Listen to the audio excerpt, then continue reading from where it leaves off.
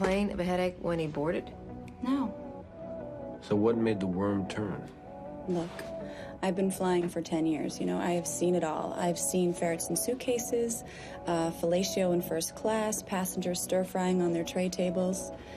I mean, who knows why anyone does anything? At 30,000 feet, a passenger plane requested an emergency landing. Screams kept coming from inside the cabin, and police sealed off first class. A body lay in the aisle, having died half an hour before landing. Police detained 9 passengers and 1 flight attendant. The victim, A-Wei, was a corporate executive. The scene was in chaos. There were bloody handprints and footprints on the cockpit door, and a blood-stained CD lay on the floor. The chief flight attendant recalled A-Wei boarded normally, but half an hour after takeoff, he suddenly became agitated. He frantically banged on the bathroom door and then kicked the seat in front of him. The medical examiner found that A-Wei had a fever and bloodshot eyes, and died of asphyxiation. There was a heel mark on his neck, abrasions and fractures all over his body, and shoe prints covering his back. The passengers each had their own secrets and none of them told the truth. A-Dai, sitting in the front row, said A-Wei had kicked his seat back, but claimed he didn't retaliate, yet his knuckles were covered with bruises. Oreo, a man in a suit, had a wound on his face. He said A-Wei kicked over A-Dai's laptop,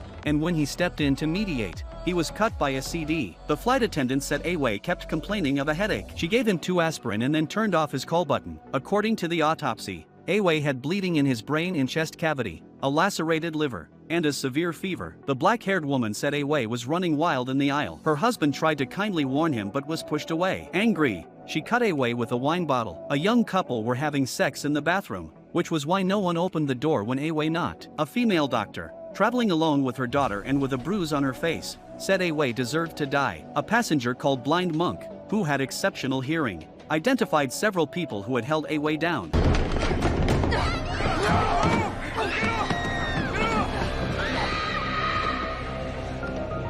The surrounding noise suddenly went quiet. Shoe print comparison showed that Oreo, the bald man, and the female doctor all matched the prints on A-Wei's back. The final autopsy result, A-Wei had undiagnosed encephalitis. The change in air pressure caused him excruciating headaches and made him act irrationally. His cause of death was not just encephalitis, but also internal injuries and extensive external trauma. Reconstruction of the incident, after takeoff, A-Wei's encephalitis flared up. The flight attendant gave him 2 aspirin. Then, unable to control himself, he started kicking seats, sparking a conflict. The noise angered Oreo and the black-haired woman's husband. They weren't trying to mediate, they beat A-Wei. In his delirious state, A-Wei cut Oreo with a CD, then pushed the bald man. The black-haired woman cut A-Wei with a wine bottle. He banged on the cockpit door for help, but the flight attendant had turned off his call button. He ran toward the emergency exit, and the passengers mistakenly thought he was trying to crash the plane. They wrestled him to the floor, stomping repeatedly on his back, their actions shifting from self-defense to releasing their anger until his heart stopped. The female doctor did not provide first aid. She only checked the body,